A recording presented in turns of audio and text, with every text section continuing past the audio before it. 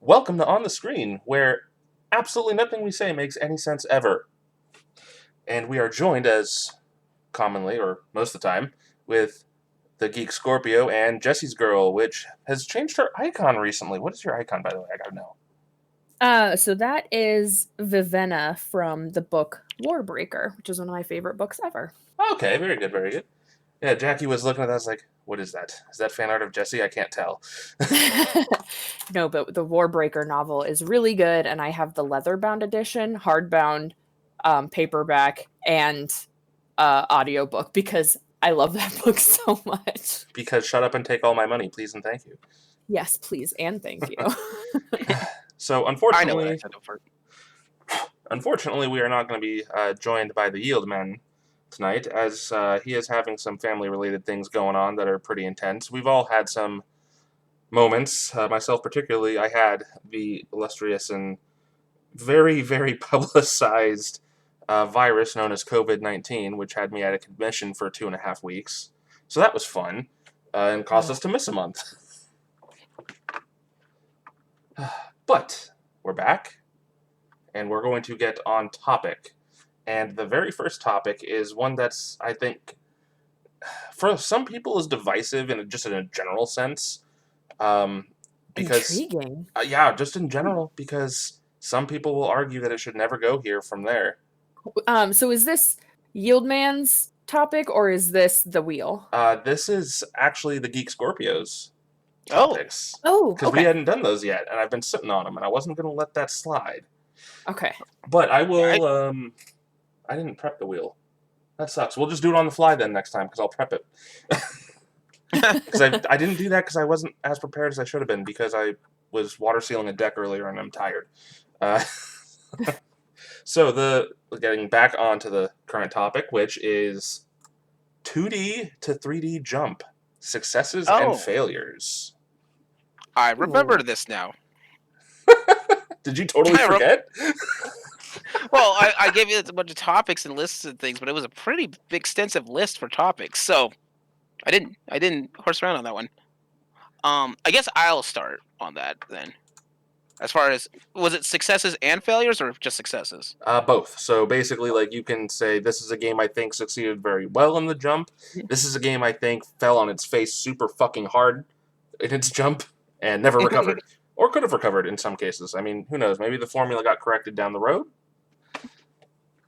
Oh yeah, I mean that's always the case for that. So success story, and honestly, I always go gaga for this. Is probably the biggest success I've seen is the Risk of Rain. Risk of Rain, I knew it.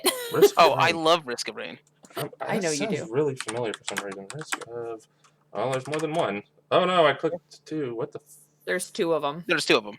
Risk of Rain 1 was originally done as I'll see if I can find some images, or if you know what, I'll do it. You keep talking. Okay. So Risk of Rain 1. Oh wow, that's a radical difference. Super radical difference. So Risk of Rain 1 is a game that was originally designed as a 2D platformer, in sort of the same vein as Contra. That's actually the exact image I was looking at. I love it. Yeah, and if you want to blow up that picture just to make it easier to see, mostly because one of the things on there is enemies and monsters just keep coming at you left and right. And the game just gets harder and more difficult, and with more enemies on screen, so it can get kind of ridiculous. When they did it for 2D originally, and I'm pretty certain that this was a programming decision, that because of the simplistic graphics, they could add more to it.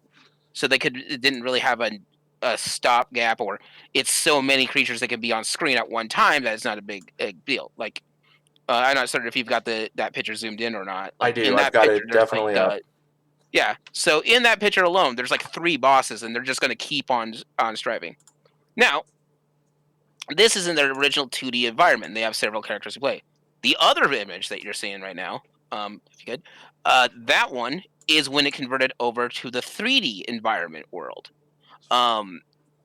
With it, having it as a 3D environment, and this is something I really enjoyed, that they actually took into consideration that it is a 3D based environment, and so now in the 2D world, it's more about keeping an eye on your left and right and just basically making sure you're firing it as such. In the 3D world, it makes it so there's a more adaptability toward your skill versus all the items that you pick up, even though their items are there. Okay. So because now it's easier to dodge or to pay attention to shots or see things that are called out. Like in that image, like you can see, a laser sight is being placed on there. If the and that's coming from an enemy called the Stone Golem. They have them in the other ones, but they don't have that laser sight. So the game was converted to that. Um, and an interesting note on that, because it's going from 2D to 3D, the original 2D characters only like over half of the original 2D characters didn't make it to the 3D models, but it's not because they didn't intend to. They actually are planning to try to get some of those characters moved over. It's just when you move certain characters into that environment, their play style doesn't work out. Right, so they got to make some very big changes and alterations to make them work with the extra axis that they exist upon. Right. So, like, for example, the Huntress, which is one of my favorite characters, a lot of people's favorite characters, is great for doing taking a shot because her skill set is designed about kiting. She doesn't have the highest health in the game, but every single attack that she makes will always lock on because she can kite. So you can just fire and forget for every attack for your basic attacks, and 2 of her attacks will just let it to bounce and move around. That being said, though, another character that didn't make it, which was the sniper from Risk of Rain 1. That sniper made it has to stop, plant themselves, and take a shot. The risk and reward for that one is they do a ton of damage, but at the cost of having of not being able to move. But as you notice, in that 3D environment, since you can be hit in a 3D motion, you're basically cutting off. Unlike the 2D, you can't see behind you. You're operating in a 360-degree space instead of only a 180-degree space. Right, and it's a third-person aspect too, not even like a top-down, where Exactly. where you would have at least a little bit of heads up on what's behind you, not like Metal Gear Solid. Yeah, and there's another character called the Guardian in the first game, which has a riot shield, and that shield makes it so that in that 2D environment made it so that way you were impervious to any damage that came to you in front. But the catch to that is while that shield's down, even your it slows down your movement and your jump height, so you could get hit easily from the other 3 directions. In a 2D environment, that's fine because you only are working with front, top, left, right, and behind. Or right, top, down, left, right. But in a 3D environment where you have so many other angles, that's harder to program it. Luckily, and me just keeping up with Risk of Rain's newsfeed, it looks like that what they're trying to do is still get them to a point to be adapted into this game, to be in the 3D environment. So even though you haven't seen them from the first game, they may make an appearance later down the line in the patches or updates for that. Right. And I think that was a really good success. Now, if you want to talk, for me personally, a really, really good failure on that is, and this one I'm going to have to kick it back to the 90s. I love the 90s. That's like all the anime I've been watching lately, actually. Gunsmith Cats. Did you see that Kickstarter? Mm-hmm. What? Oh, you missed it. I'm sorry. The rights holder for the English distribution of Gunsmith Cats did a Kickstarter to get a Blu-ray release. And he showed examples of the cleaned up frames that they plan to do. See, now you're going to be running the Kickstarter to look at this and see if there's a link to order it later. Because I was really tempted myself. So. Oh my gosh. Okay, sorry, Leo, go ahead. Yeah, it says that's you can fine. still get it. I am... Wait, what? It says you can still get it. Get out. Oh my god. Here, I'll link it to you. Thank you. You have to, buy it from their website. I don't care. No, it's only $40. Oh my god, I'm so excited. Okay. I'm so glad I made someone's night, even though it was off topic. I'm gonna get the premium set. It's $70, but I'm gonna get it. Oh my god, I want it. I love Gunsmith Cats. I've hardly heard of anybody else who's even heard of it. I've heard of it. Shut up, Leo. You two live together, so in the other room. I'm just saying, you're one of the few people I know who've actually heard of it. Fair enough. If you bring up stuff from the 90s, I will be able to generally have an idea of it, but if you go too far into now territory, it's like, oh, is it super popular? No? Okay, I have no clue then. Yeah, I kind of stopped watching anime right around 2007-ish, and even then, I think since high school, I watched Death Note, or on High School Host Club, and both Full Metal Alchemists. Yeah, the Host Club my wife's been watching because it's available for streaming, so... I love Yeah, it. I get it. It's awesome. Okay, So anyway, sorry, let's get No, back on back on track. topic. Back to where you were. I'm telling you, I'm going to have to add some topics for this stuff. Yeah. It's going to go on the wheel just because. just make sure to write it down somewhere so we can get it later. Yeah, no joke. With that being said, the one that I think didn't do well for that is Sonic, actually, back in the 90s. Okay. Especially with that. Because you have Sonic 2, for example, and there's the image for it. And the way it's working is that it made it, the game always felt like you were going fast. And if you were anyone who's played Sonic, there's always that chance that you're running so fast that the screen can't actually keep up. Or there's like always the, a chance the for that. screen kind of like it, like when you come to a halting stop, like the screen kind of does like that, like almost like that little bounce thing going, or at least you get that feel from the environment and the way everything's done. Yeah, and so another option in that is that when it converted to 3D for 3D glass, it didn't convert well. At least for myself, it was always a weird hard handling for it, just because of how different that is. It was such early 3D, so I give it like a little bit of credit for trying to take that step. And the easiest way to do it was like it's not proper rendered 3D. That's the thing. Like when you look at it, it has better depth of field because they're really only the 3D environment is basically just the environment, like the ground, and then it's a pre-rendered 3D Sonic in an isometric perspective to give it more depth. So they were really playing with some like neat tricks of the time to make that happen.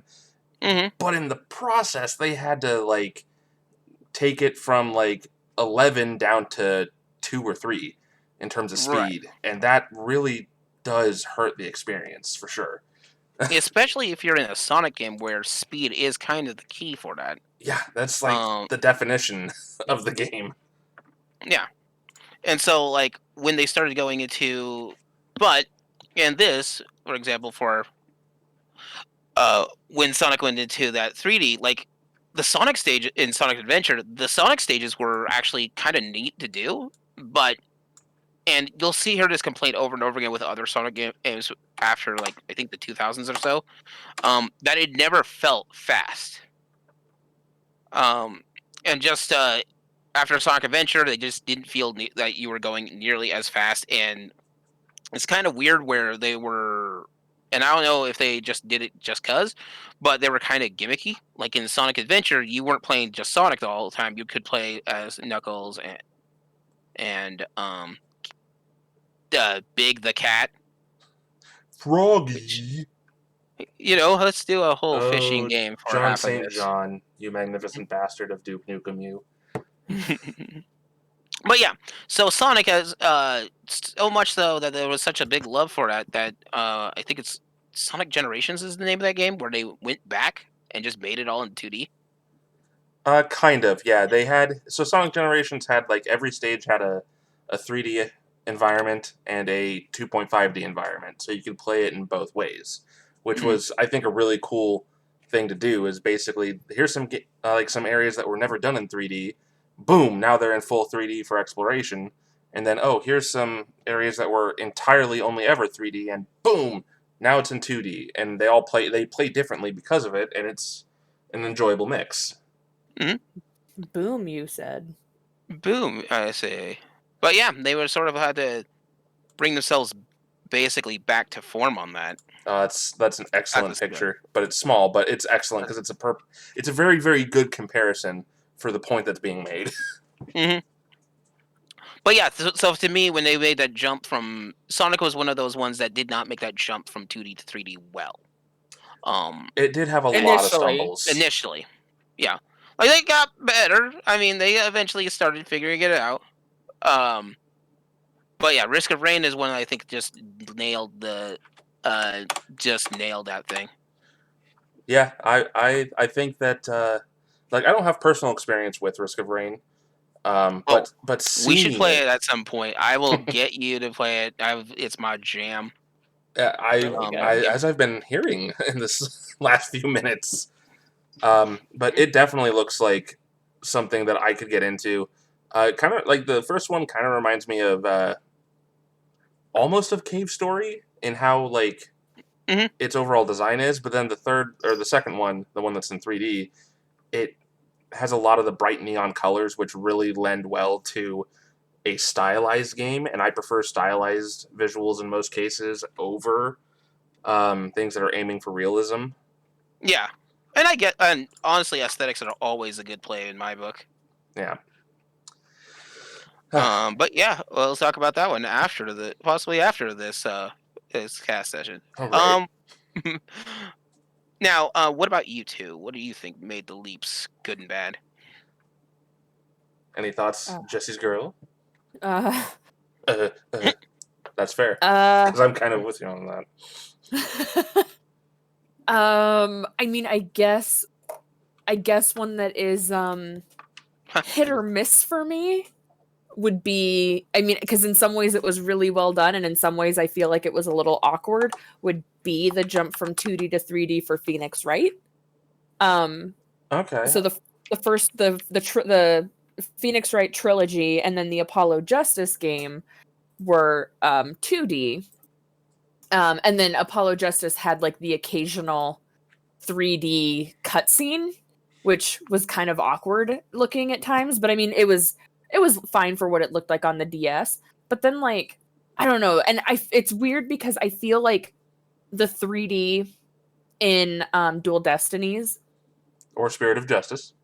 I haven't played Spirit of Justice yet. Me neither.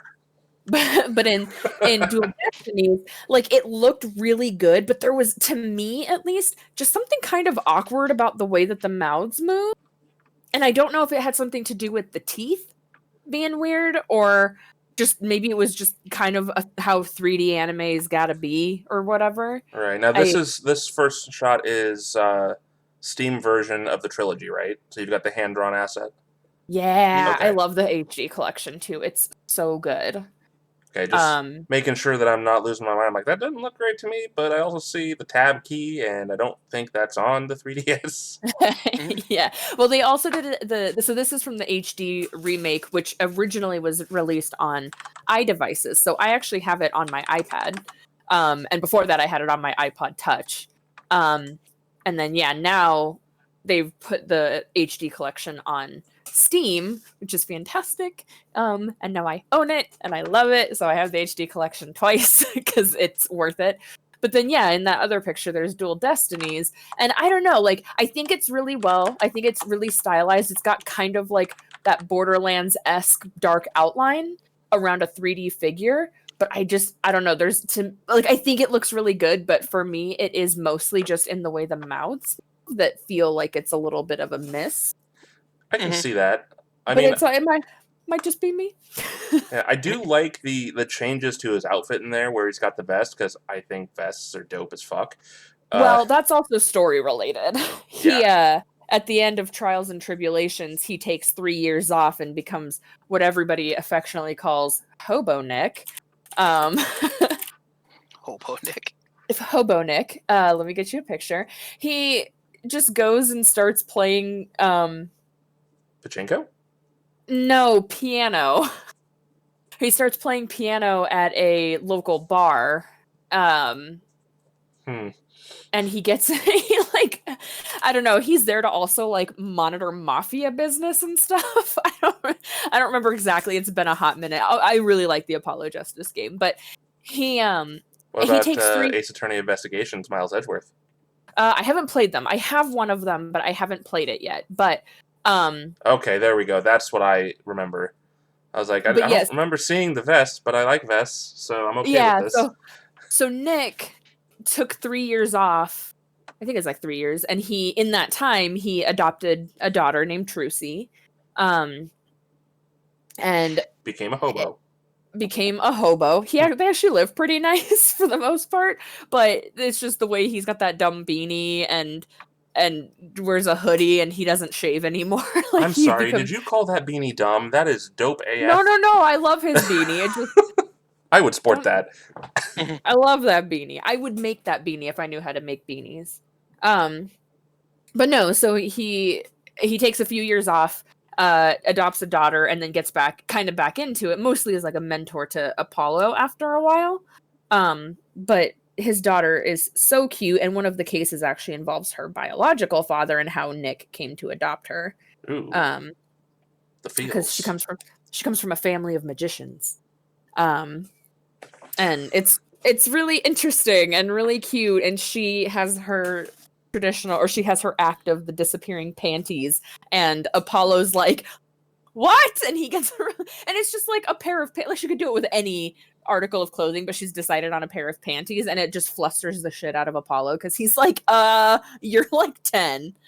I don't think she's even 10. I think she's like 7. But anyway, when Phoenix comes back in Dual Destinies, he has become a lawyer again, and he's just a little bit classier, and he's got his like chain on his jacket, and he's got the vest, and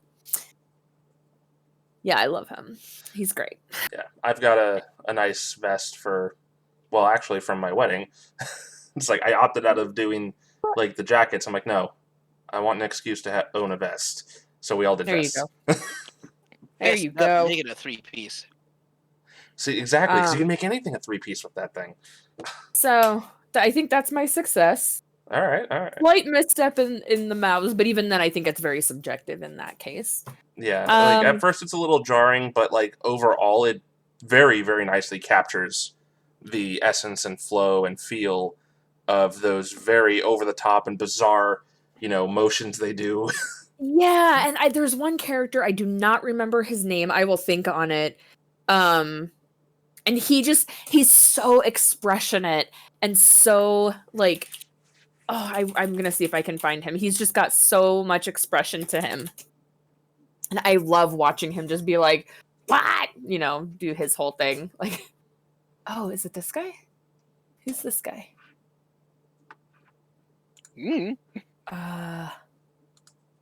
Okay, I'm just gonna send this because I think this is a really beautiful example of. Oh my god, what? Oh, and it's a GIF. I love it. Yeah. See, like this one looks so good. It's mostly when the mouths are like when they're like talking and stuff and even that doesn't look bad though. Like I'm just gonna say it actually looks really. It's so smooth and they move the like eyes. Yeah, the eyes are so good and like the whole. I don't know. Like maybe I think this is a better example of what I'm talking about because even then I think this is purely subjective of me to feel like it's just a little odd. Well, anything that's like this, where it's a failure to a success. I mean, it's the frame rate. Well, I don't think this is a failure. Like this is her success, but yeah, it's a lot of that success and failure is based subjectively, unless it's something that the majority of people agree is a failure or a success. Right, but yes. Anyway, that's my thing. Is I think that. Like, it doesn't look bad. I think it's very smooth and it moves very well. Oh, yeah. And it's very nice to look at. But there is just something about the way the mouths move that just feels like it didn't translate well from the 2D into the 3D. But man, those first 2 GIFs are so beautiful. I think I'm spotting it here. It's because it's not a full-on side view. You've got a minor angling to it, which has you see the mouth in a very different angle than what most of the rest of the face is. Yeah. Because you can see a bit of his other eye on the other side of his nose. Yeah, but then his mouth looks like it's doing too much, maybe? I can't pinpoint it, but that's my example. It's almost like he has a permanent smirk, like on one side, so he's talking out of his smirk. Yeah. Like, I get it. There's something, what is it? Suikoden 3, when that came out, versus Suikoden 2, which was a beautifully done 2D rendering. When they went to 3D for the PlayStation 2, Suikoden 3, they did this weird animation where basically everyone was breathing, but it always looked like they were breathing super hard for Oh, some kind of reason. exaggerating the idle br- animations. Yeah, but they did it so often, it just got to me for a bit. Like, all right, everyone here is apparently just finished a marathon of running. They're all hyperventilating. Okay, we all have asthma, right? I can't think of, like, off the top of my head, I can't think of one that I would think of as a failure, though. Like, trying to think of old 2D games that I know of or played, and the transition into 3D, and I don't know that I can think of one. I think that maybe I'll think of one while you're giving your answers, Brandon, but I think I might be phoning it in a little bit on this answer. Oh, okay. Well, maybe you'll be inspired by some of the ones I've got. So I'm going to start with a failure because I'm going to actually have it kind of segue into my success because they're from Okay. the same franchise. Hmm. Yeah. So, as we all know, Castlevania games are amazing. Mhm. Yes. I actually haven't played any of them, but okay. Really? That's got to change. I own a few, but I haven't played it. But I think I own what's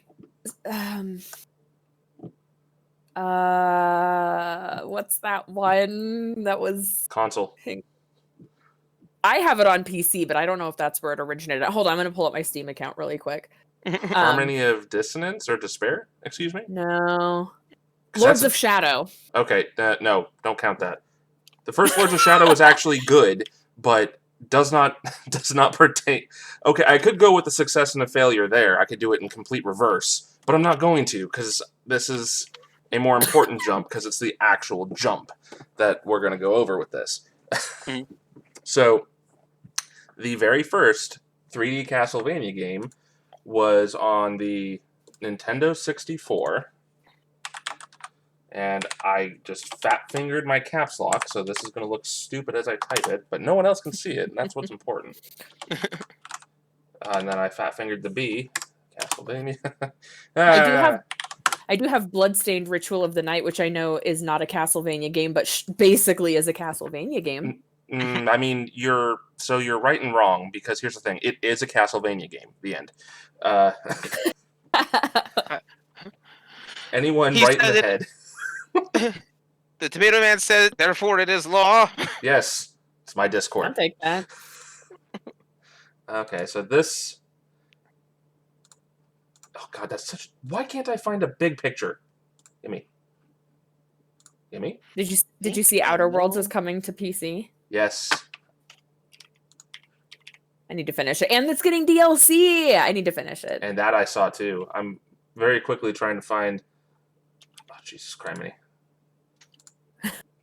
Oh my god, get out of here. Never allow. Go away. What is this? There, thank you. God. I am sorry, technical difficulties abound. I think I know the game you're looking for. You probably do. Beep. I'm gonna shoot up this image. Let me know. Don't you dare. Whoa, you son Leo, of a bitch. do not shoot anybody up. Ha! Did I win? Yes, I did, because it's a JPEG.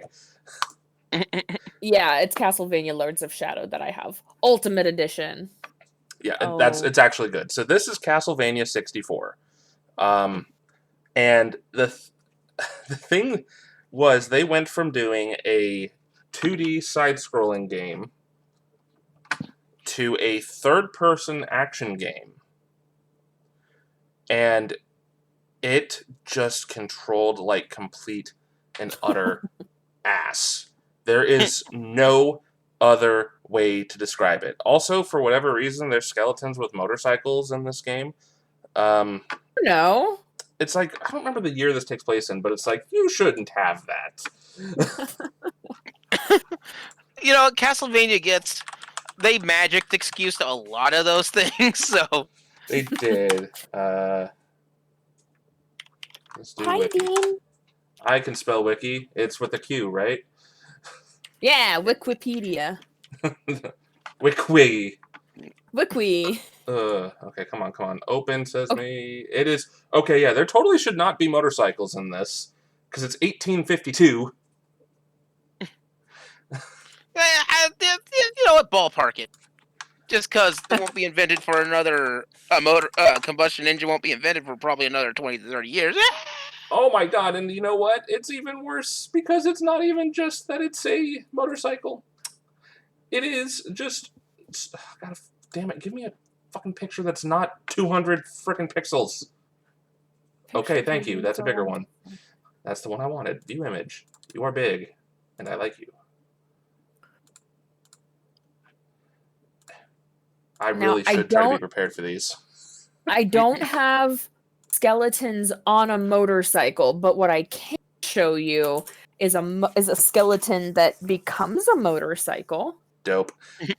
Very nice choice there, Leo. But this shows you pretty clearly that this is just a World War II motorcycle in 1852. You know, ballparking it. Yeah, we're only like 100 years off, but whatever. Who's counting? Look, alchemy, magic, that's the thing there. I have electricity in the year 1400, right? That's fine. Yeah, that's fine. I don't know about you guys. I mean, one thing like, how is it? Symphony of Night takes place in about that year, and yeah, Symphony of Night has electricity in those places. Yeah, but it plays well, so it gets a pass. Oh, that's true.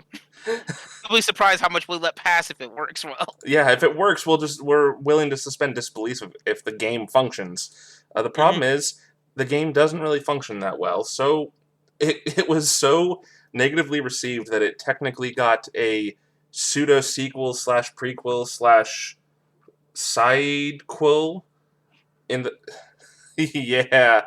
Oh, that game. Yeah. I showed Leo one of the levels the other day. Did you show him his big boner? I did. I did show him the big boner level, and then I had to explain. I love the big boner. And his name is Johnson. His name is Johnson. A lot. But it got explain a lot of things to Leo the other day. That's So the birds and the bees. There's a sequel coming. I'm sorry, what? Yeah, there was a Shadows of the Damned sequel. At least it was hinted at. I don't like you. Stop this. Don't get my hopes up. Damned Dark Night, which is a sequel to Shadows of the Damned. Getting a little meta, Travis gushes about how it was one of his favorite games released in 2011. So I don't know if it's been confirmed, blah blah blah, but anyway. Confirmed. But back on topic, so this is the failure. Yes, we're discussing the failure at the moment. Because where's that picture? Thank you. So it got a pseudo sequel, prequel, sidequel in the form of Legacy of Darkness, where you're not even playing the same character at this point. You're playing a character by the name of Cornell, who is a werewolf. They made some tweaks to how the camera worked and tried to make an improvement. Now, this is not my success to this because it still does not, control well at all. Yeah. And I don't know why, but this picture is mirrored. Huh. I just realized because, Henry. And also, he's got a chainsaw. That's just a chainsaw attached to his arm. Ignore that. Now, a lot of people perceived at this point that, well, Castlevania 3D games are just all bad. And they kept that mentality. And then Lords of Shadow showed up. Or not Lords of Shadow. Yeah, Lords of Shadow showed up and was like, guess what, fam? I'm so cool. See, you say that.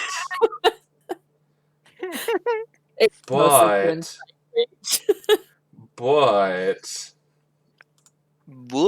we are going to, as soon as I get everything to open to where I want it to. You show that computer who's boss. I am going to, because it's a fucking nightmare of a mess. Come on. I built you. I can take you apart. I know, right? Because then, on the PlayStation 2, which everyone still is kind of divisive on it, we got Lament of Innocence, which Ooh. is I don't even think I've downright heard of that one of my favorite PS2 games after I played it. Who does the artwork for this? Her name is Kojima. I think it's okay. Ayame Kojima. She did all of the artwork for Castlevania. She from like any of the painted art she did from, I think, Symphony up through the second PS2 game, and then some others too. I don't remember all of them. She also was brought on board for Bloodstained and did all of that artwork in 2D. Dang. So, but Lament of Innocence does something that I thought initially I was going to hate, because like you have two joysticks here. Why can't I control the camera with the right stick? But here's the thing. It's isometric and fixed and partially travels with you, and it doesn't get in the way. Ew, that is always nice.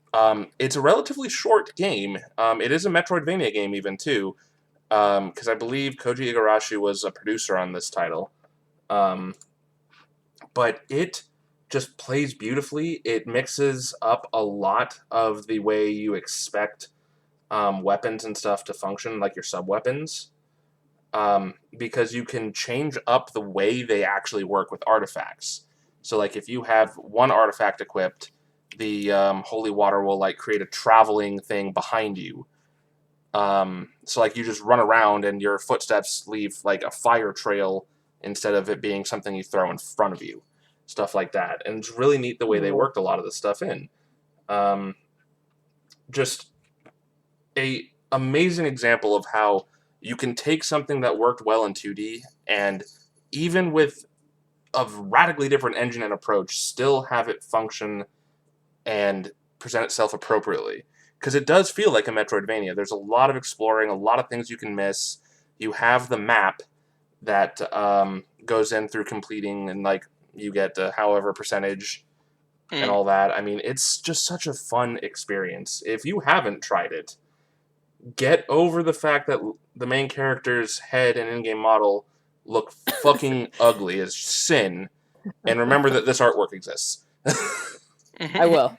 Because it totally surprised me. Like, my friend suggested that I should try this because it'll feel too dated if you wait much longer, and I'm like, okay, I'll start playing it sooner than later. And once I put it in, I was like, I am going to 100% this, and I did. And you didn't even get trophies for it. I know, right? This is actually a really good little GIF thing. I'm gonna save and then send over. Okay. Just so you get an idea of some of the combat flow. Because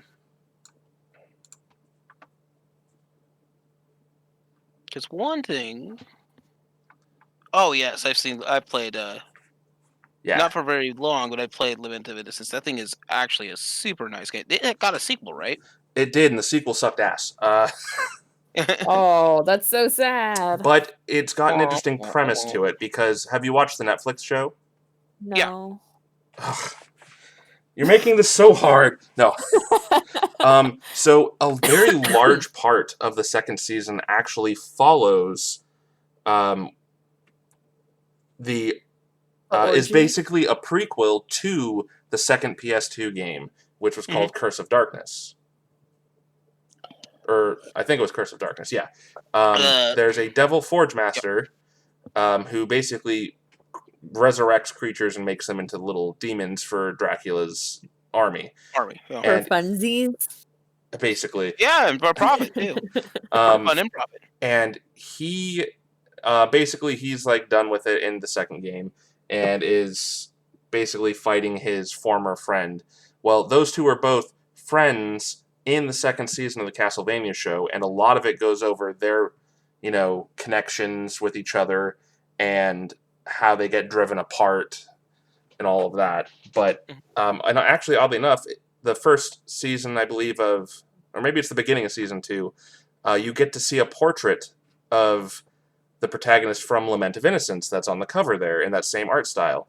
Yeah, at the beginning of season 2. Okay, yeah. So that character is Leon Belmont, and it is canonically the very first entry in the series. Like, at this point, like, this is the earliest, this is the creation of the Vampire Killer Whip. That's the story of this game. Plus, I'll this come at game you is if I pirate. relatively cheap, and it's like a really, really good way to spend 10 hours, as far as I'm concerned. Mm-hmm. What? And Oh, I've got a working PS2 still. Well, even if you didn't, I bet an emulator would run this fine because it's not graphically heavy, but they're very careful with how they do things. Oh, hey, look, the best game in the series. Arguably the best game of the series. But I was gonna bring this one up because it's sort of an interesting take. Because Symphony of the Night, and which is amazing, and everyone should play it. When Symphony of the Night came out, I mean, even though it was originally for the Dreamcast back in the day, so they could have potentially did it 3D. They chose not to. There was a And the canceled reason, game on the Dreamcast that I've seen like screenshots for, and Mhm, technically that character was revived for Lord of Shadow 2. mhm. It's bizarre and But unfortunate. no, you're fine. So with that though, when the game itself got so popular that when everything was still going into was starting to get converted to 3D because it's the thing in the 2000s or such, we still had like Aria of Sorrow and its sequels of Castlevania on the Game Boy Advance and the DS, and Hmm. so they kept the model for keeping it as a 2D um, side scroll. So there's always a place for niche games like that. Right. Um, and it's one of those things. The games had a particular style, and they stuck with it, and there's a love for it somewhere. It's very true. Hmm. So, has Liz come up with anything? No. No failures? You just think, nope, they all worked. Everything was perfect. I can't. No, I just can't think of any. Being put on the spot is hard. Let me go through my Steam library. Nope. Alan Wake is perfect. Also, Beat didn't make it. Hazard Also, wasn't a failure from 2D to 3D. is Beat Hazard is perfect. BioShock is perfect. Dream Daddy is perfect. Final Fantasy did a beautiful transition. I mean, like, at the time, like, Final Fantasy VII looks a little bit garbagey now, except for those Oh, beautiful pre-rendered backgrounds. How dare you? Mhm. I will spend Oof. all the money on those Lego block characters. I tell you what. Listen, I have bought Final Fantasy VII and 8 so many times now. I'm just saying, it's a little dated right now. What? No. Except for those pre-rendered backgrounds, which in 7 and 8 both still just look gorgeous. Could stand to Yes. have a slight bit of a high-res update, Like a touch but up. yeah, just tighten them up a little bit, but like, God, those are gorgeous. But no, I got nothing. That's fair. I mean, it's not, again, it's like you say, being put on the spot, you kind of have to think on your feet. I have a failure. There it Gesundheit. again. Okay, let's Oh go. my God, I just had to think of. I was like, what games did I play when I was younger that are still continuing? And I'm gonna tell you right now, Bomberman was a failure with the first time it tried to do 3D. And then when it tried to get all dark and gritty and Oh, good lord! I know Okay. did you what ever see the Bomberman that made the Big 360. Daddy look like Bomberman? The Bomberman Act Zero, yeah. So you said the first 3D one was bad. Now, which one do you think is the first one? I mean, listen, maybe I'm thinking of the wrong 3D one. But I mean like the ones that are like fully 3D, not like the top-down 3D ones that are like not like this one. I just want to put a picture of Bomberman. Because I was gonna That say, one I love old school Bomberman. okay. Because I was gonna say, I actually kind of enjoyed the N64 ones, but go on. I'm here No, to listen to the arguments. so it's more like the ones that try to be like action adventure games and shooters and like don't really make it make sense, I Okay, so guess. basically changing the presentation kind of thing is what screws them over there. Oh, I had to figure this out. Okay, yeah, I Yeah, got it. because Bomberman Act Zero is just like that's almost like I'd almost say that's like the HD 3D conversion kind of thing. Like when you or not conversion, but the jump when you're going from the cutesy, this isn't very intensive art stylings to I wish I was Iron Man Bomberman.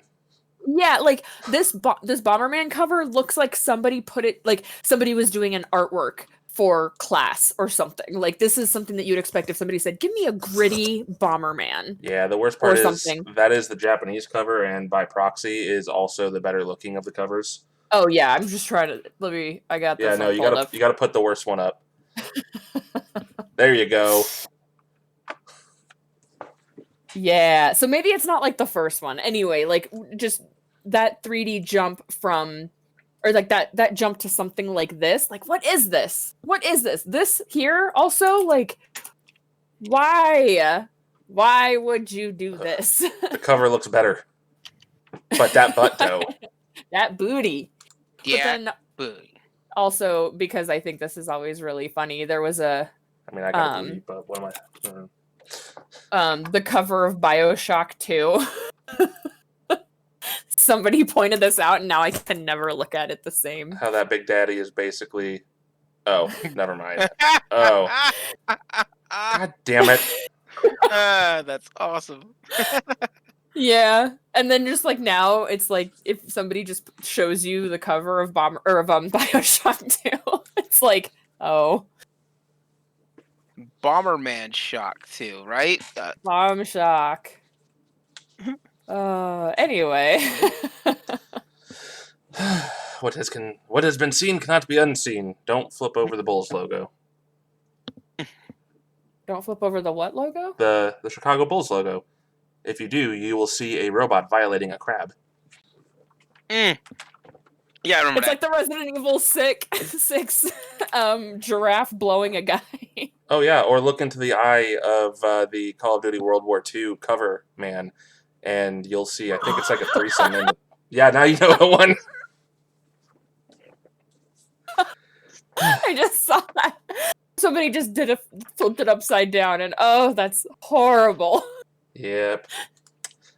Oh, I have now scarred sorry. you for life. Victory. God, I actually love it. Yeah, see, now it's just like, it's burned into my brain. It's like, when I think the Bulls logo, I just think of the robot. But yeah, now it's Bomberman Chew. Oh, I feel so pleased. All right, I'm ready to move on. All right. Well, from the 2D to 3D, we're going to move on to our new topic, since we've all said a piece here, which is our favorite licensed video games, whether they are based on a television show, movie, or toy line. Oh. Yeah, you did this, Leo? I did this. He picked it off the list. Why didn't you think about your answer then, Leo? Oh, I'm sorry. I forgot about it. To be fair, it's been 2 months. Mm-hmm. I was ready 2 months ago. Yeah. I was ready then. But I've slept a few times since then. Crud, I had one in my head too. For me, I'd have to go. Actually, my personal favorite. I actually have to backtrack all the way to the NES days. That's fine. There's a number of great ones on there. Most of them are done by Capcom. Mm-hmm. This one is not actually. Ooh, so we have a contender. Uh-huh. So, let's see if I can find an image to it that's actually big enough size for that. But I'll just explain it while I'm doing this. So the one that always comes to mind for me is G.I. Joe, the first G.I. Joe, okay. not the equal to that. Yeah, the NES title. I got you. Yeah, G.I. Joe from man, why can't I find an image of that which is like a higher resolution? That's my issue here. See, yeah, this is something I was having. I'm like, no, I don't want 200K. Fight me. I didn't think I had an answer, but now I have an answer. But yeah, and I put this out there because the game was designed with way more thought of it than you needed to, than most licensed games at all get sometimes. Because every stage is broken into 3 parts. The first stage was always done as a side-scrolling adventure. Okay, just a side-scroller, almost on rails sometimes, and you get to the end, you fight the boss, and you're done for the day. The second stage of that is one where you're actually traveling through a fortress, and you have to plant explosives into different sections of the fortress. In the meantime, though, a timer is going at the same time. You have only so much time to beat the stage because you have to and to get to the end to beat the boss, but the boss's door won't open until after you've placed all these C4s, Okay. explosives. And so you have to travel through all over the stage to do it, and some of them can get pretty big actually. Let's see if I can put this up. So um and the third stage was a rush stage where you had to just they're usually the third stage is almost always the shortest of the three stages. But and for example, this is one of those stages. If you could expand that image to see how big Oh that my stage god, I is. don't need to expand it to see it, but Oh, jeez. That's NES quality, and they made a stage that big, and there's one like it, at least for because I think the game has like 7 stages in total. So there's 7 of these giant maps you have to maneuver around to get through. And then the third stage, it's a much quicker succession because their focus at the end of that stage was literally the boss fight at the end. And the way the game was designed, which I thought was genius, is you were assigned a character as the field leader, and you can pick the other 2 from whatever character seed you want. Okay, like Snake Eyes or Rock and Roll is another one. But at some point, each of those characters become a leader of their own mission. So you will always, by the end of the game, you played every character.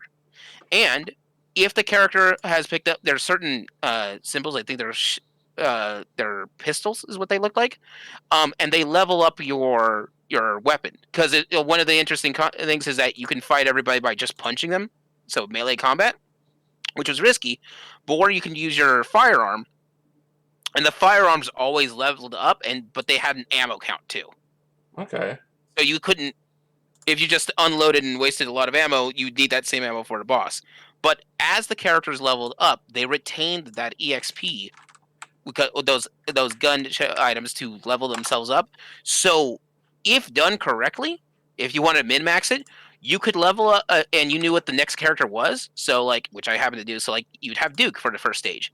Then in the second stage, then for the second area, which is going to be in New York, your field leader, is going to be Snake Eyes. So the trick was you take Snake Eyes with you in the first stage because you had 3 characters, and then you take no, sorry, Blizzard is the leader of the second stage.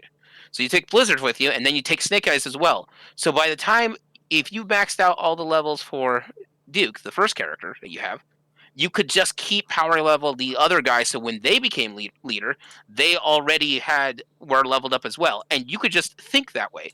And for a licensed game, especially for the NES, that is a lot of extra thought for something like that. Because sadly, unfortunately, other licensed games do not make the cut nearly as great as that one is. Right. Cough. Friday the 13th. Cough. Which one? Oh yeah, they're no, the original one for the NES. Okay. I was That like, garbage one. That garbage one. That's like also crap. silly fun. I'll be honest. I actually own a copy of it, but mostly it's. Don't take my word for it, because it's the nostalgia in me that's like, or the game collector in me who's like, I'm gonna get this, and someone's gonna tell me, this game is crap, and I'm like, mm-hmm. And then I know exactly what I'm doing, why I came here for this. yeah, I mean, honestly, I tell people, like, you can like any game you want. You can even love a bad game. That's fine. Mm-hmm. Just don't kid yourself. Don't sugarcoat it. Like this one, Friday the 13th. That's pretty much the extent. You have massive base exploration, and then you have this guy. Yeah. Listen, I really like the bouncer. It's garbage. Yeah. Now, my cousin and I, have we S ranked the crap out of it. We played a ton of it when we were growing up. Like, it ain't good. But now, we had so much fun with it. I will say there are also plenty of games that get a lot of flack that don't deserve it. Like, for example, people shit on all the 3D Sonic games like crazy. And it's like, you guys need to chill out. it's not anywhere near as bad as you're making it sound. You guys are just hopping on a hate train, and it needs to stop. Yeah. No, I get you. Leo. What?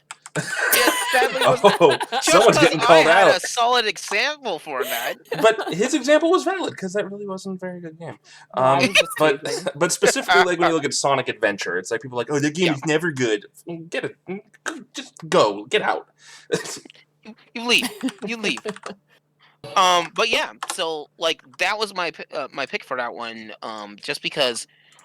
Oh, it took like I eventually found my own copy of that thing, and I forgot how amazing that is. I also forgot how hard that game was. But the thing is that, and that was my point with that one, is for a franchise game, because any game that's a franchise game, essentially they're running off of the hope that the license is cool enough to get people to buy it. That it's still popular enough that it's going to make them move off the market for sure.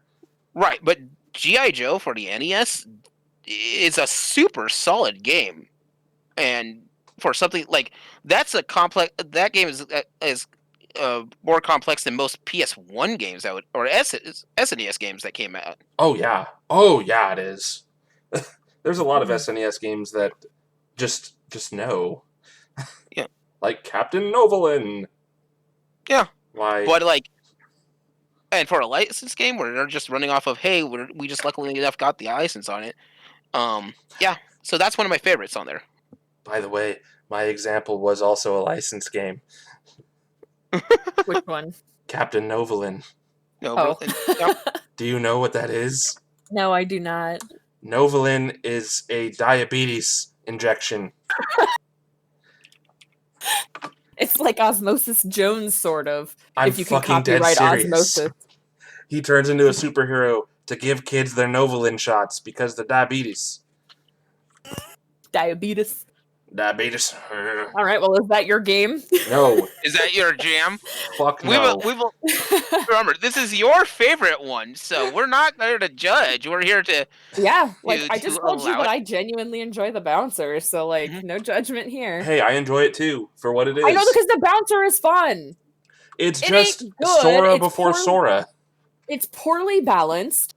Duragon and Co are broken as hell, and you can just spam the same move and juggle people in the air to win. Those two. Broken as hell. But you know what? I love it. Hey, look, he found it. It's Captain Novolin. So is that him fighting like A fried chicken potato? I don't know. fascinating? I'm gonna go look this up. Captain Novolin. But you might want to put something up there before we're spamming the Captain Novolin. Oh my god! Place. Right? Okay, so I'll just go ahead and move on with mine. Which Wait. Okay. Gameplay and plot of Captain Novolin. What if I before the started? Before the game starts, a doctor and a dietitian give advice on how to manage one's diet and insulin. Throughout the game, Captain Novolin has to avoid the alien invaders who have the appearance of junk food items such as Serial Killer and Larry Licorice. Meanwhile, Captain Novolin must eat healthy meals to keep his blood glucose within a safe level. Captain Novolin can die if his blood glucose level goes too high or too low. Players can earn points by keeping Novolin's glucose level in the safe zone, and defeating enemy aliens while receiving bonus points by correctly answering questions that relate to diabetes. Diabetes. In addition, the game has a feature whereby a diabetic player can specify the frequency of their real-life insulin injections. Okay. So there you go. There you go. So moving on.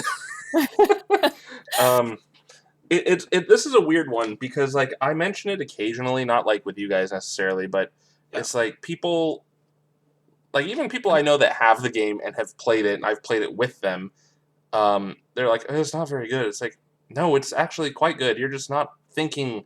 I can about already the depth tell of it. you right now that I thought for a second you might have been taking my game, but you're not. Oh, don't worry. I'm sure I'm not, because this is not quite based on a 90s anime. If anything, it's based on a 2001 anime But even that's incorrect.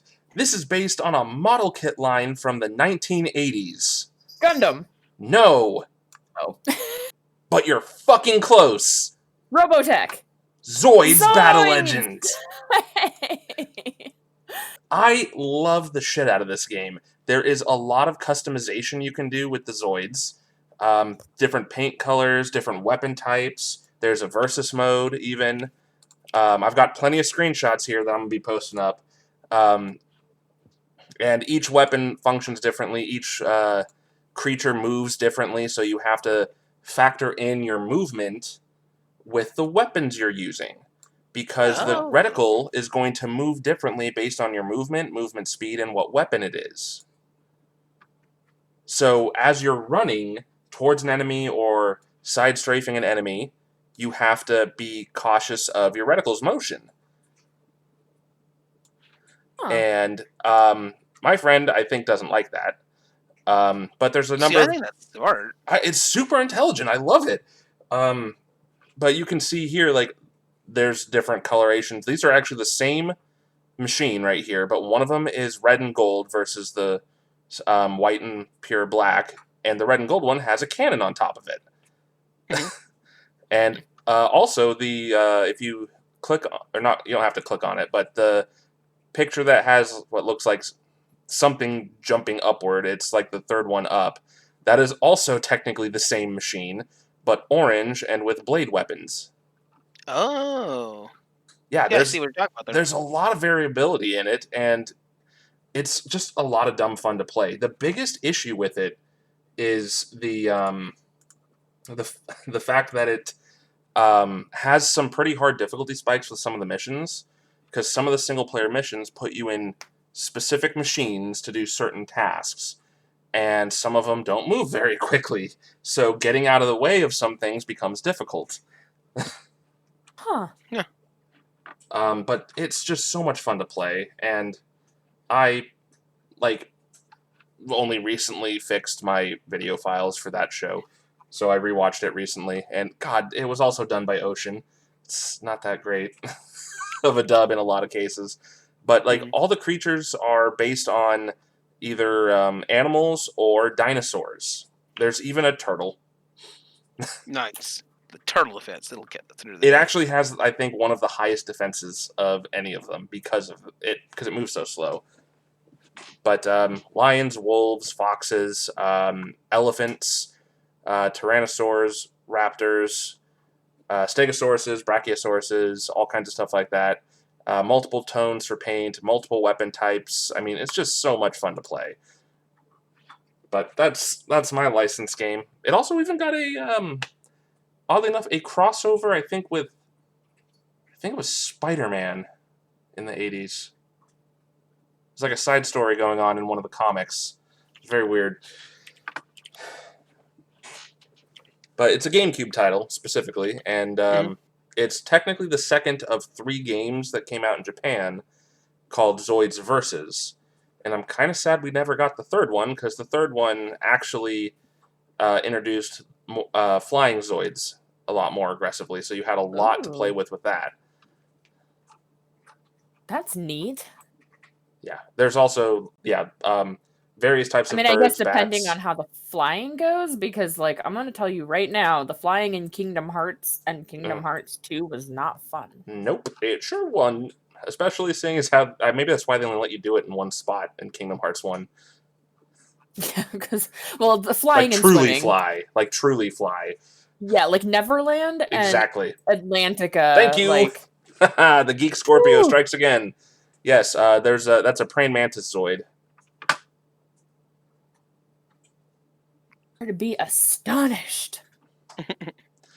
All right, so moving on to Jesse's girl, what do you got on this? So, initially, well, okay, not even initially. This is actually my second one. I was going to say Monster Rancher, but that's actually an anime based off of the video game, not the other way around. So I'm going to stick with my first answer, and I wonder how quickly Brandon will get it. Me specifically. Mine is actually licensed from a book. Okay. I thought that might have been a giveaway because there's not very many games that are licensed from books. Like, it's not gonna. What is it, like the Lord of the Rings for PS2? Oh my god, no! But because that one's based on the book. The other two are the movie. The Two Towers game was so fun. I played the shit out of the Two Towers game. Everyone did, and you got to see snippets of the movie that wasn't in the trailers. Yes, I remember that. Okay, so no, mine Witcher? is based off of. Huh? No. So mine is based off of a book, one book, not a book series, but a single book that was published in Japan and then made into a movie. Oh, okay. Parasite Eve. Yes, and the video game is the canonical sequel to the book. Yes. So I'm going with that one because it's a fantastic game. I think it holds up even to this day. Like, obviously, I would love like a remake, like a full-on, maybe horror, Final Fantasy VII horror style, or Final Fantasy VII remake horror style game. Because keep the RPG elements like it had, but give it the horror elements that the original game had. And I'd love to see a remake, but I feel like the gameplay and the story, I feel like less so the script, but you know. Yeah, there was a lot of really good stuff with this. Particularly that combat system was the predecessor to the Vagrant Story combat system, which is dope. And it was so fun and it was like so easy to, like, it wasn't easy to play, it was easy to pick up, but like it had some really good challenges with the gameplay. Yes. And like especially some of the bosses. I remember figuring out a way. My dad and I were playing it. He, like, not together. He was playing it on his PSP Go, and I was playing it on the PS3. And like he couldn't get past that crab boss. And Leo, I can hear you tapping. Oh, I'm sorry. The glory of the mechanical keyboards. That's true. But yeah, so he couldn't get past the crab boss, but I found like its weak point where it can't if you hide like right next to it, it can't hit you with any of its attacks. So you can get that crab boss with maximum damage. Yes, and you can hit it really good, but it can never hit you back. Genji dose. Yeah. Huh? Oh, Leo was referencing Genji. Oh. It's an old internet meme. Gotcha. Basically, the presenter's an idiot. But yeah, I love the game, and I started to watch the movie, and I need to try and go back to it. When I tried watching it, I just wasn't in the headspace for it, and found it's very slow. Yeah. And I found it a little dull at the time, but again, I was not in the headspace to watch it, so I need to go back and watch it. But yeah, that's my game. I think that is a very good licensed game, and we're not going to talk about the sequels. You're just going to ignore them, you know? We can talk about the gameplay of the sequel, singular, but not the story, because it's dumb. Because the story is dumb, and I'm just saying, I'm going to mention it.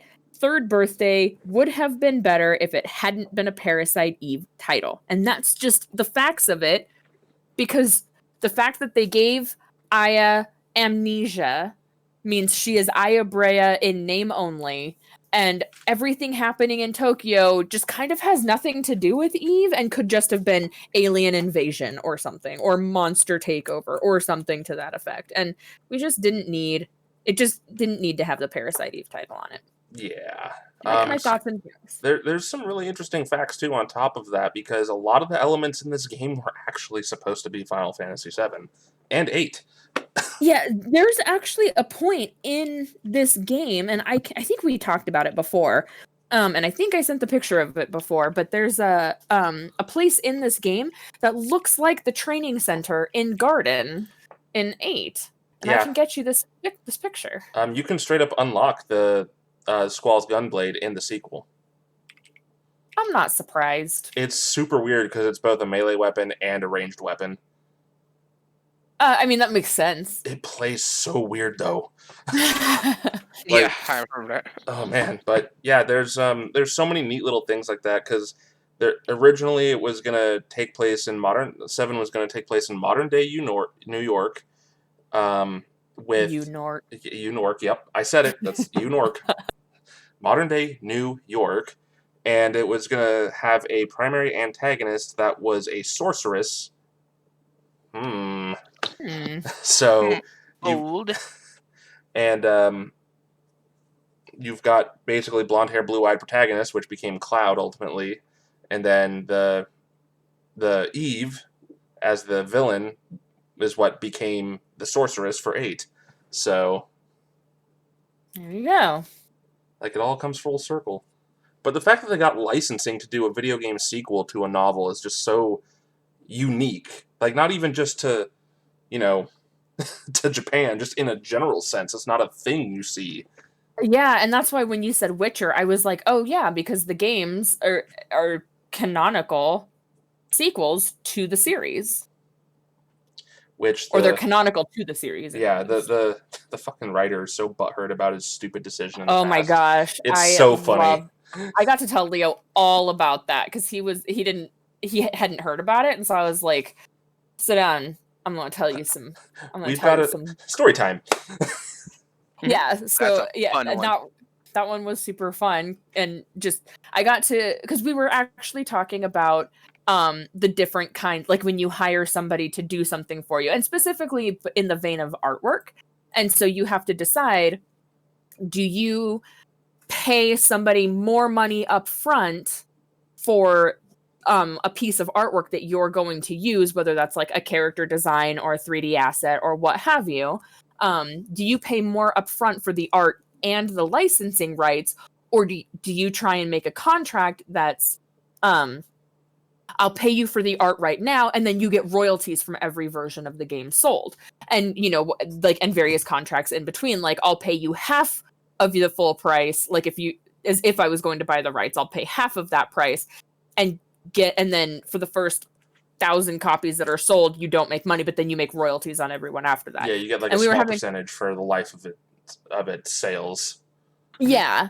So we were talking about that, and then I got to talking about how the dude from who wrote The Witcher was like, "Oh yeah, this will never make a good video game, so by all means, buy the rights to the video game from me."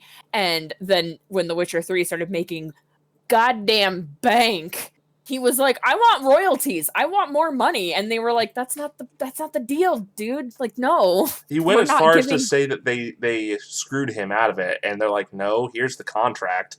He agreed to it. It was his idea." He's Yeah, like, "But I that's was wrong." no, that's a shitty thing for him to want to take to court. Yeah. And I think when like all the legal stuff was threatened, they were like, "Do you really want us to show the contract in Yeah, court?" it's like, look, dude, this is going to end one way for you. You paying all of our lawyers and yours. This is going to cost you more money and not us anything. Yeah. Ugh. Just you gotta love it, don't you? Everyone's a greedy bitch. Yeah. And so that was just how we got talking about it, and I was like, "Oh, story time with Liz. I've got some things to tell you about this guy." Trying to find this picture. Still. Mm-hmm. What are you doing, Kat? Because I remember why I put this as an article, because I was watching something and they're like, yeah, here's some terrible... I was watching stuff on LJN Games, which was like this weird thing for contracting in order to get licensing back in the day in the 80s for Hold the on, NES. I was right? Yeah. I was guessing as a joke. So here's the thing. You were correct. Yay me. What do I win?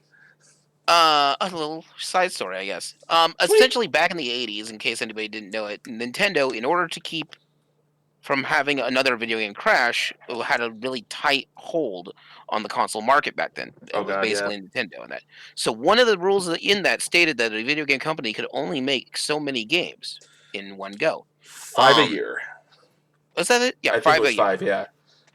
So what happens is that company could only make up to 5 a year. So a loophole in that was to send extra games that they had licensing that they wanted to, because if you have a licensed game, you may be then, and it's sort of the theory of, because it has a license, X amount of people will definitely go get this. That's always the thing with Yeah, merchandise. it's guaranteed sales is basically It's what they're guaranteed banking sales, on. yeah. So what they do is they threw a bunch of licensing to those through those games for other companies, and since it was technically a third party company, it didn't have, but it was still okay to buy Nintendo. Other game companies would just toss it that way, print it in that license, and then that would take care of the extra 5 that they could get that through. Yep, subsidiary companies. If they Mhm. weren't releasing it under their main banner, it was still okay. They would just have to sign an additional license for the subsidiary. That's why Mhm. Metal Gear 1 was not released by Konami, but by Ultra Games. Yep. Gotta love that That type, history. yeah. Um, but because of that, probably some of the worst games in the world were made by that company. Specifically LJN. Yep. Actually, oddly enough, I think I'm probably going to eat my words on this. I think G.I. Joe was made by Ultra Games, or published Mm, by them. it was not. Damn it! Let's see here. Who published that? That one, I believe it was It was the NES, right? Yeah, the NES. NES Yeah. title. Uh, where are you, publisher? I mean, I can make the joke. KID or Taxan. Kid. Taxan was the publisher. KID was the developer. Oh, that's what I call. I just pulled up KID or Kid or whatever. Yeah, no, that's the Tax- very first thing. Yeah, and then Mhm. wow, Capcom published the sequel. Yep.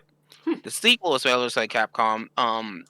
It was doing pretty well. They just sort of became formulaic for that one, but the original one was really where it's at. It's also the reason why, if you're a collector, GI Joe, I think it's called Atlantis. I forget. Yeah, I own I both, think but it's I forget. Project Atlantis or something like Project that. Atlantis, yeah. That one, the original GI Joe game goes for something like 2, 3, and in some cases even 4 times more Yeah, in the collector's market because of that. There's I was thinking of the Mission Impossible game. That cover made me think of G.I. Joe. no, Mission Impossible was made by LGN, I believe. Konami. No, Konami, yeah. Yeah, it was actually made by them, and they just published it under Ultra so they could get more sales. But the cover just made me think of a G.I. Joe cover. Mm-hmm. Yeah, but some of the worst games, like the Jaws game that came out for the NES. Back to the Future? Sure, yeah. Oh. What is it? Thrilla's Safari, which is just a weird game itself. It's like California games, but they only got a third of the games, God, yeah. and they were poorly designed. But yeah, so that was the thing with licensing games. I think that was a great subject, guys. I honestly didn't see the Parasite Eve one coming. I forgot that was a book. Yeah, I had a feeling that one might be coming because it's like I remember looking at it, I was like, "Why? What?" Like back when I was first playing, I'm like, "This is weird. This doesn't look like the game I played." Yeah, the book. It's interesting because like you can play the game without having read the book or seen the movie. Mm-hmm. It's very standalone. Yeah, but there are actually mentions and nods to things that happen in the book. Well, the scientist, but also Eve's sister. Oh shit! Right. Eve's introduction is in the movie. Right. And so her sister dies in the hospital, and Eve is given a blood transfusion from her, or something to that effect. I don't remember exactly, but it caused the mutations in Eve, and she just gets angry and starts wiping people out, and etc.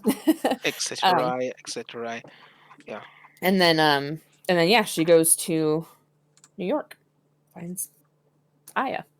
I'm actually glad we did this topic. Although I think Aya also got a transfusion or a kidney transplant or something like that from Eve's sister. Yes. And that's why Aya has the abilities that she does. Her parasite powers. Yes. That's right. But yes, Leo, I think that these topics were excellent choices off of the gigantic list on Google Docs we've been working on. I added a couple while we were talking because they just popped in my head. I want to make sure I write them down. But God. so this one I'm glad we did. I see the direct reference you made. It's a note to remind it later. So, with this though, it's something that I did want to discuss because I think personally, like licensing games gets kind of a bad rap, but I it mean, so also, many of them are bad. Can I but tell some you one bad, of yeah. the I was gonna make a joke comment at first and say that the 50 Cent game was my favorite licensed game of of choice. Which one?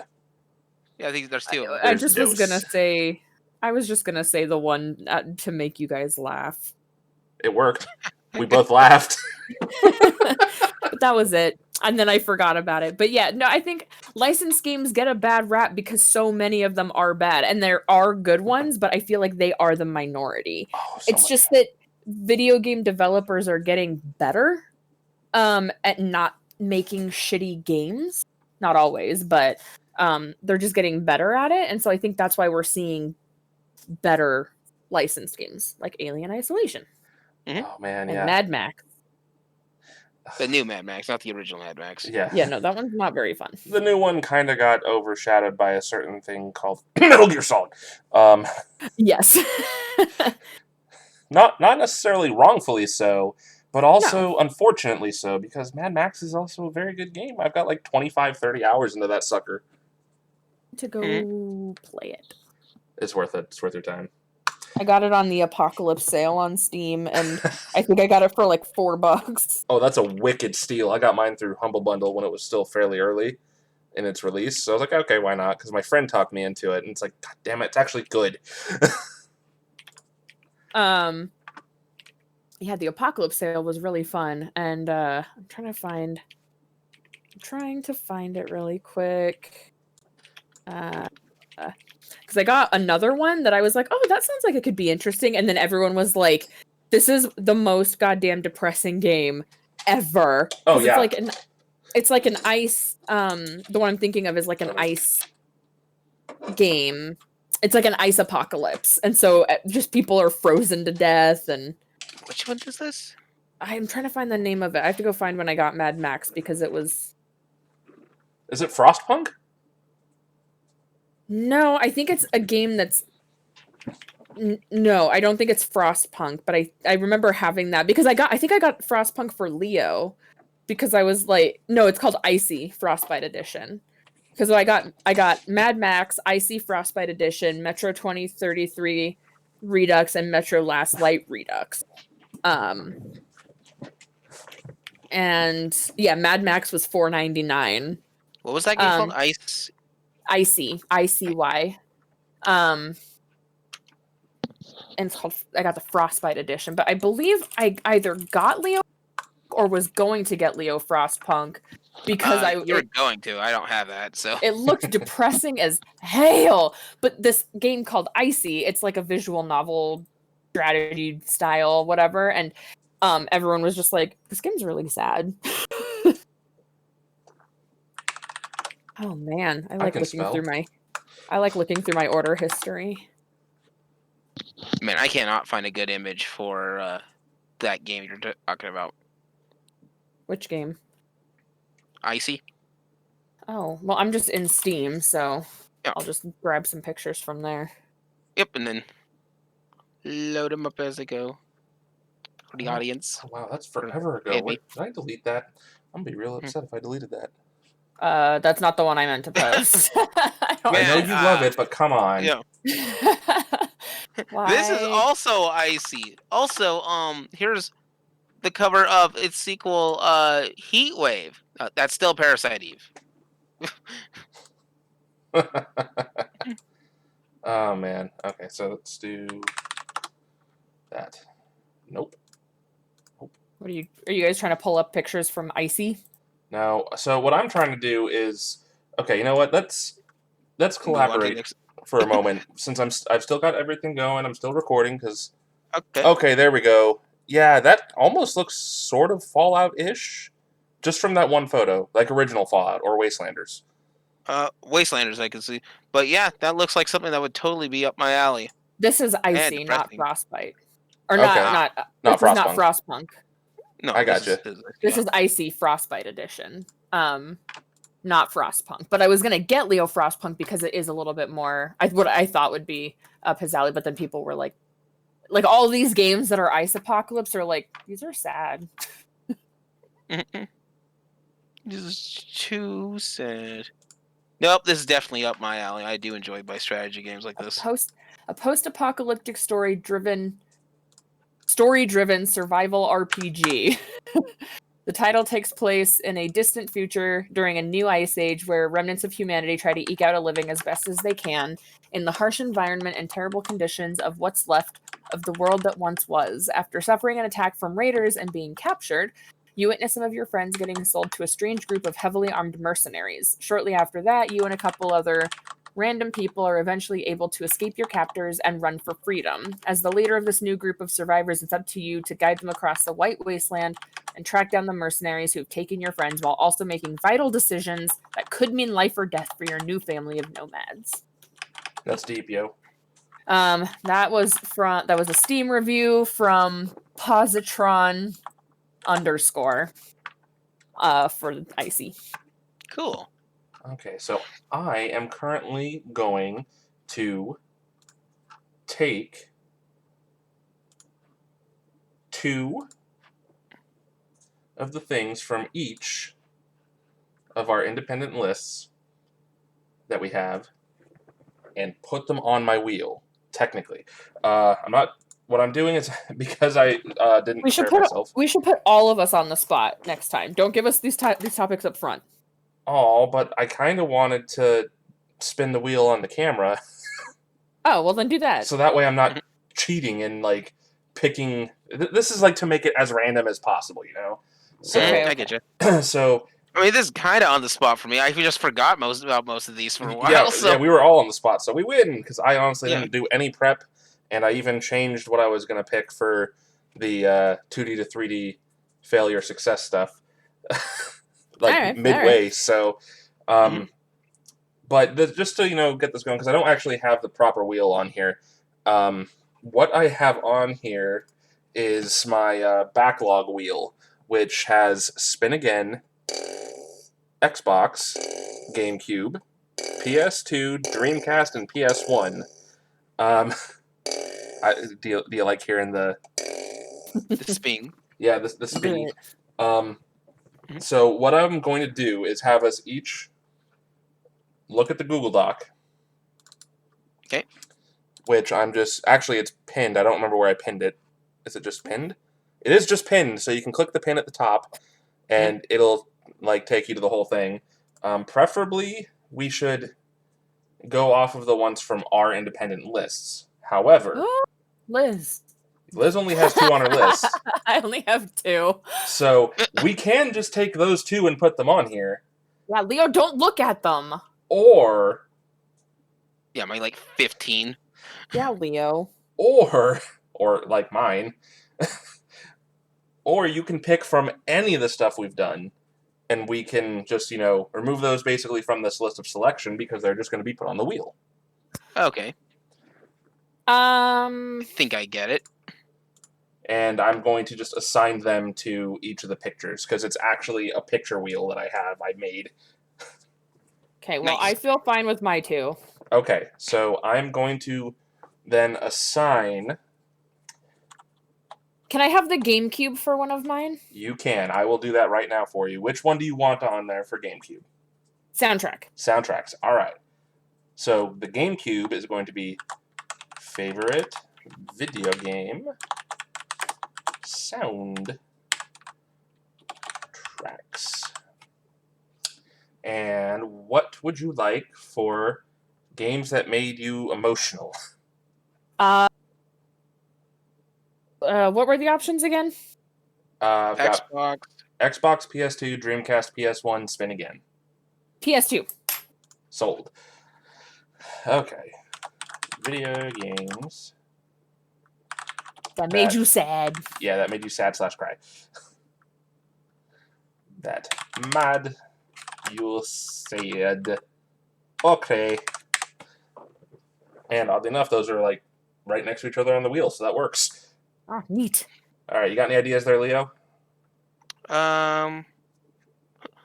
I have a couple of them, but some of these I just put on there 3 seconds ago. So trying What? to Pick two.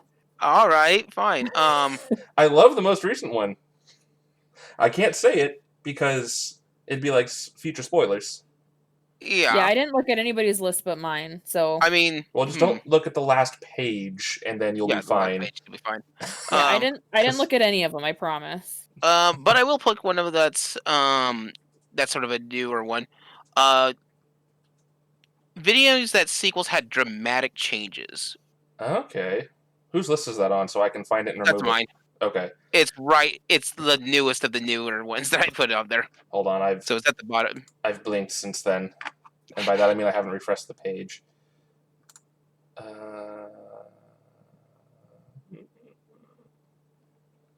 The Too far.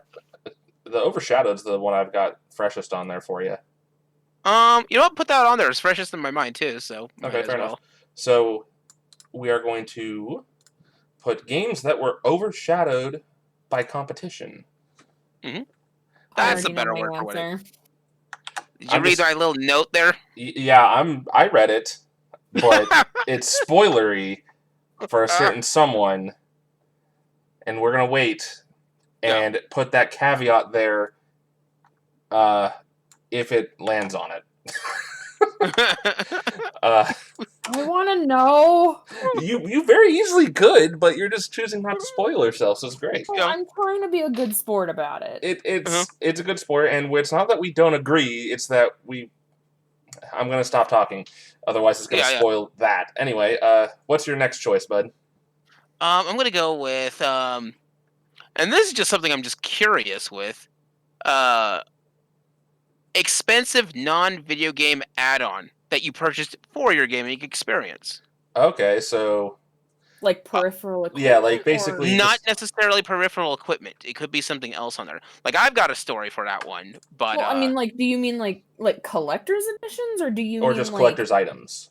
so not yes, but also things that are not that. So for example, because this isn't my actual pick, but it is something I did, which is for Dead Rising, the first Dead Rising game for the Xbox 360. That game require because back then I only had I didn't have a HD TV. The thing was is that the text that was in that game could only be read on a high definition television. Yes, because Capcom hated everyone. Because Capcom hated everyone with that, and so because of that, like what was it? And this is like early 2000s. Yeah, but I splew something like almost $1,000 to get a new TV just so I could play that stupid game. Okay, I get it. So basically, like you. Side note: I'm angry at the game for making me get this TV. Not angry at the game. I really love Dead Rising.